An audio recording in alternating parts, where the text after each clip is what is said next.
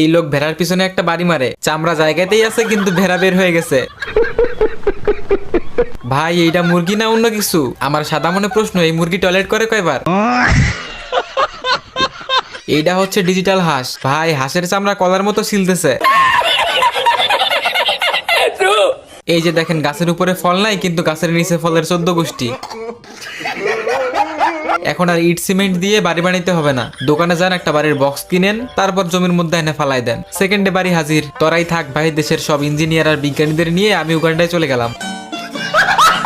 তো এরা হইতেছে বিশ্বের সবচেয়ে বড় পেটুক ভেড়ার দল। তো এরা যেই দিক দিয়ে যায় সবকিছু সাফ করে দিয়ে যায়। এই যে আদিবাসীদের ঘরের 14টা বাজে দিছে। তো এরা ঘাস খাইতে খাইতে গরুদের এলাকায় ঢুকে পড়ছে। তো একটা গরু এসে তার মালিককে বলতেছে আমাদের সব ঘাস খেয়ে নিচ্ছে ভেড়ার দল। আমি বিশ্বাস করি না, আমি বিশ্বাস করি না। তোর মরণের চুলকানি উঠছে। साले को बम से उड़ा दूंगा।